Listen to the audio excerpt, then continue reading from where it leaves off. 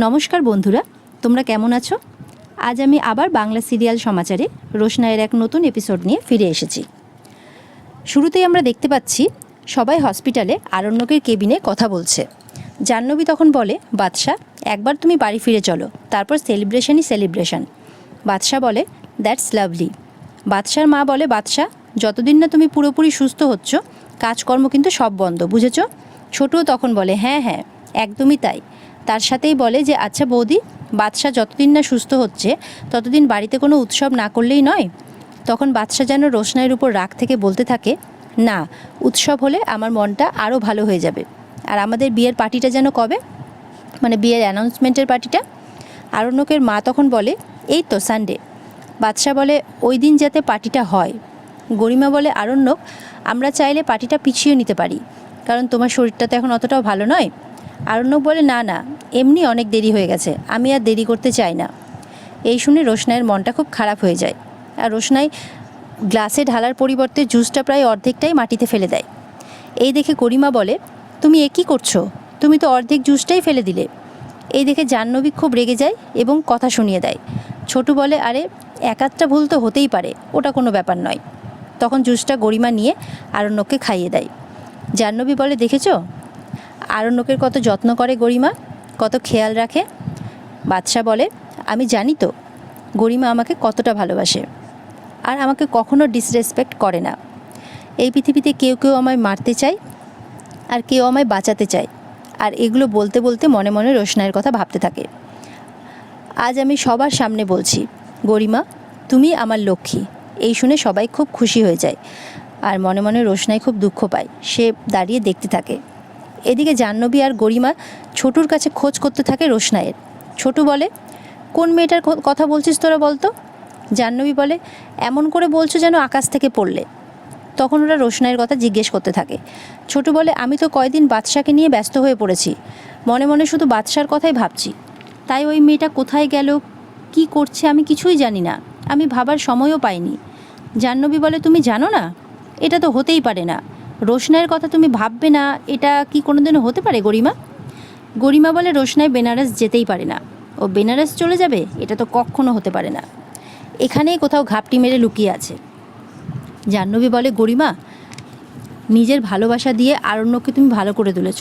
ছোটুকেও বলে, গরিমার মতো ভালোবাসা আরণ্যককে কেউ দিতে পারবে না, আর গরিমার মতো যত্নও আরণ্যককে কেউ দিতে পারবে না। তাই জন্য এখানে রোশনাইয়ের কোনো প্রশ্নই ওঠে না। ছোটু বলে, হ্যাঁ আমার মনে রোশনাইকে নিয়ে প্রশ্ন এসেছিল, প্রথম এসেছিল। আমি ভেবেছিলাম ও তোমাদের বাড়িতে চলে গেছে। আফটার অল মাসির বাড়ি তো, নিজের মাসি বলে কথা।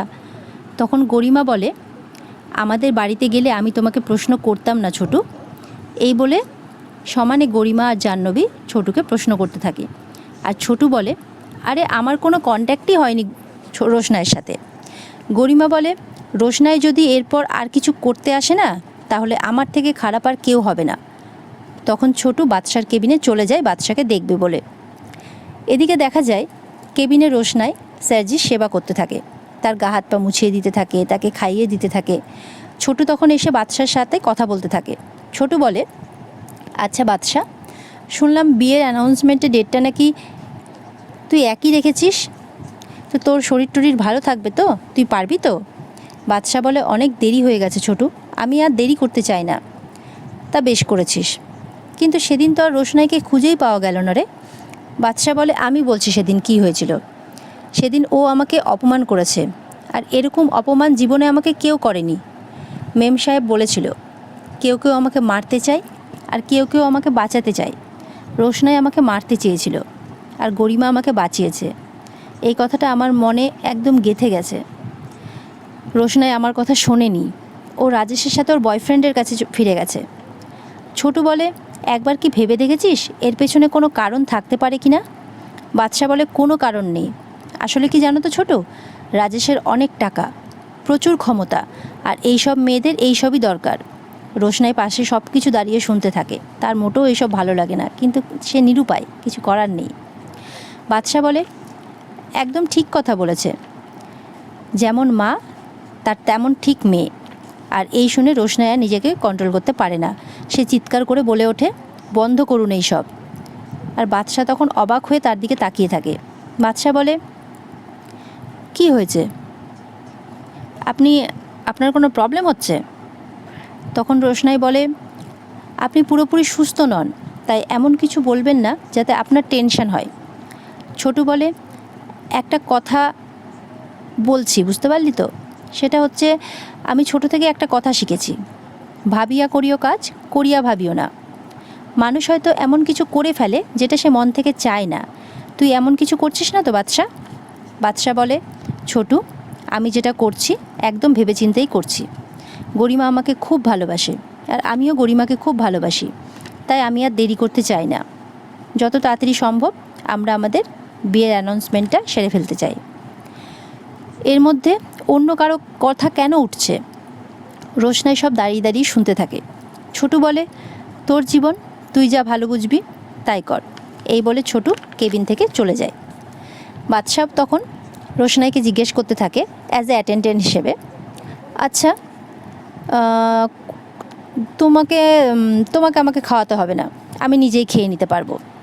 রোশনাই বলে, স্যার, এটা আমার কাজ, আপনারা আমাকে পয়সা দিয়ে রেখেছেন, আপনি যদি নিজে নিজেই খেয়ে নেন তাহলে আমার তো আর দরকার নেই।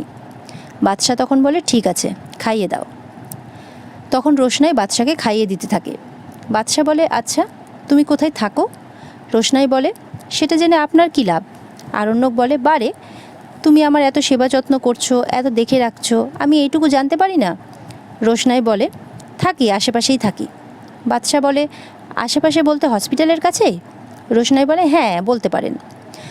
আচ্ছা, তোমার বাড়িতে কে কে আছে? রোশনাই বলে, আপনি আমাকে এসব কেন জিজ্ঞেস করছেন বলুন তো? তখন আরণ্যক বলে, তাতে কি হয়েছে? একটু আলাপ পরিচয় হয়েছে, তাতে ক্ষতি কী? দেখুন স্যার, আমার ব্যক্তিগত ব্যাপার আমি আপনার সাথে শেয়ার করতে পারবো না। বারে, তুমি আমাকে প্রশ্ন করতে পারো আর আমি পারি না? আপনি আমার ব্যক্তিগত ব্যাপার নিয়ে আমাকে প্রশ্ন করবেন না প্লিজ। আমি পছন্দ করছি না, আমি চাই না আমার ব্যক্তিগত ব্যাপার কারোর সাথে শেয়ার করতে। আরণ্যক বলে, জানো তো, তোমার সঙ্গে না ওর খুব মিল আছে। রোশনাই বলে, সরি?